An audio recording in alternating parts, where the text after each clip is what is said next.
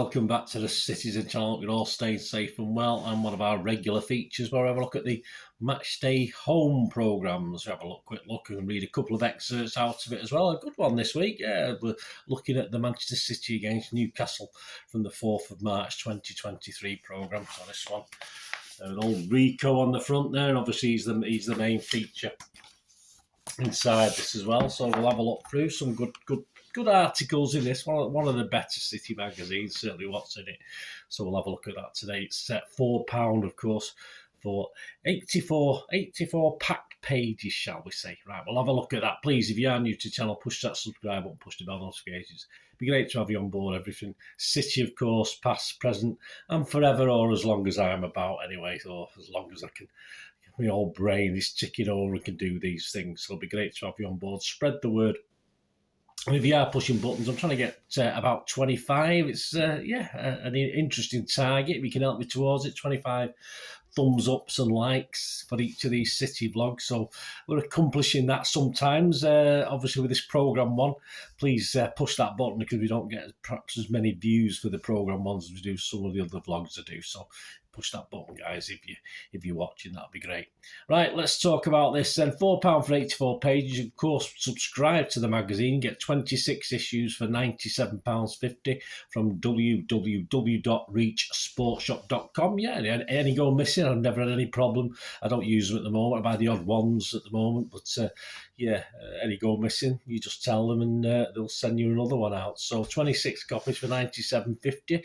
If you live outside of the UK, the EU, it's another £65. And the rest of the world, another £80.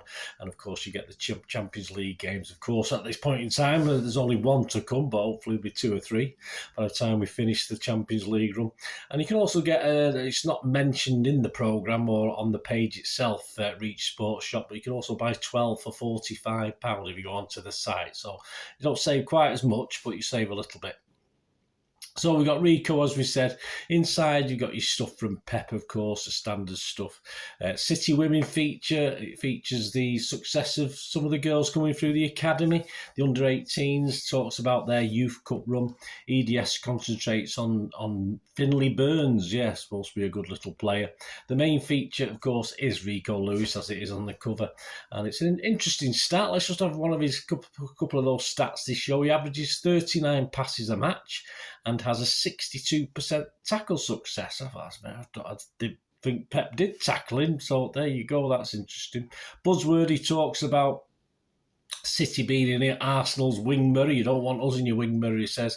And next week he's off to Windsor Castle to collect his OBE. So well done, Buzzer. Brilliant stuff. Head-to-head today is a bit of a mismatch. Yeah, it's got Sergio Gomez, who's made a total of 6 Premier League appearances, with Kieran Trippier, who's made 136 Premier League appearances. Interesting stat. Successful tackles, 40% for Gomez and 67% for Trippier. But it's early days for Gomez, isn't it? It's only 6 games. That can increase.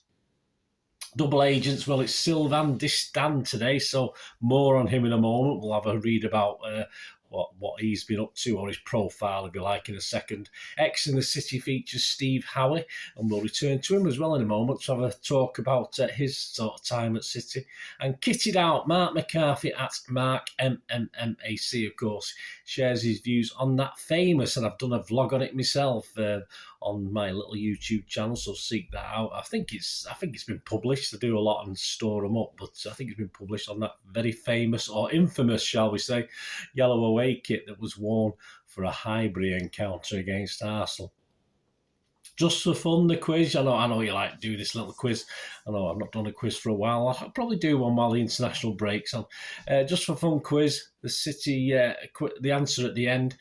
Question 4 in the 10 that were in this programme. Question 4, who was the last City player to score a hat-trick in a City-Newcastle game? I had no idea. It was a bit of a shock to me, but if you know it, I'll give you the answer right at the end. just to confirm it for him. Interesting player. I'll give you a clue. He's not with us at the moment. So there you go. He was the last City player to score a hat-trick in a City-Newcastle game. City Reflections. Gary James, of course, looks back at the 2001-2002 Kevin Keegan season. That's interesting. Kevin Cummins today takes us back to his trips to the northeast, to his trips to Newcastle, where he used to photograph bands for the NME that appeared on the music programme, The Tube. Yeah, if you remember The Tube, it was a bit of a less highbrow version of the old Grey Whistle Test at the time, which I did watch occasionally. There was a band on it I liked, but not very often. Matchmaker picks out 10 standout games for Ortega, and of course he's played for Arminia Bielefeld, 1860 Munich, and of course City. His debut for City was a clean sheet, if you remember, in the Champions League match against Borussia Dortmund. Right, back to the excerpts. Let's have a look at double agents. We'll have a look at SYLVAIN DISTIN. Let's have a read of a bit of his profile. He's represented Newcastle and does a host of City players have represented City and Newcastle. Right, here we go. SYLVAIN DISTIN, a classy defender who played for 5 English clubs. He played an impressive 15 seasons in the Premier League, the first half dozen with Newcastle and City. His first stop in 2001 was Newcastle, where he joined from PSG and played 35 games in a season, which led the Magpies wanted to make the move permanent, but Distin had been playing mostly at left back and instead opted to move to City in order to play centre half, the start of 5 seasons with the Blues, in which he played over 200 games. His consistency and form made him a popular figure at the club, and he was rewarded with a club's Player of the Year honour in 2002-2003.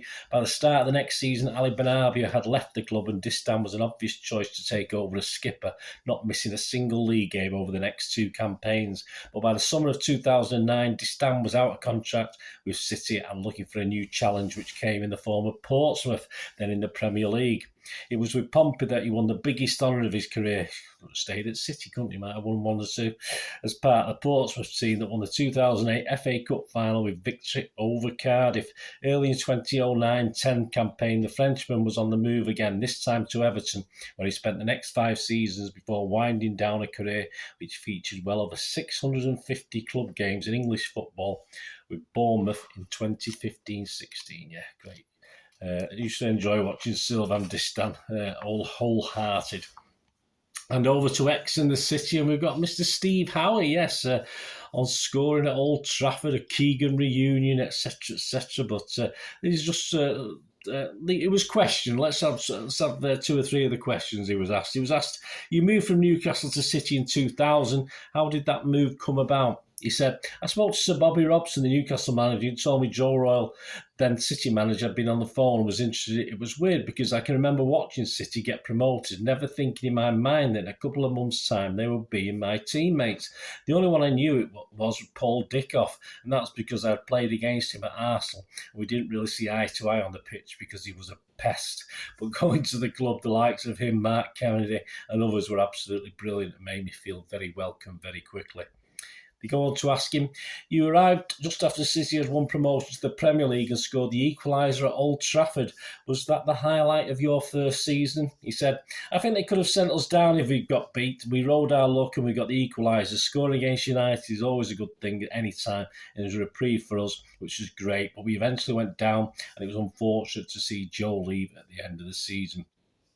They asked him, Kevin Keegan was appointed manager, which meant you were reunited with your old boss from Newcastle. He said, I was actually in San Francisco when the news broke, and all the lads were ringing me asking, what's he like? I said, he plays a brand of football City fans will love and will bring players in, and he will turn the club around.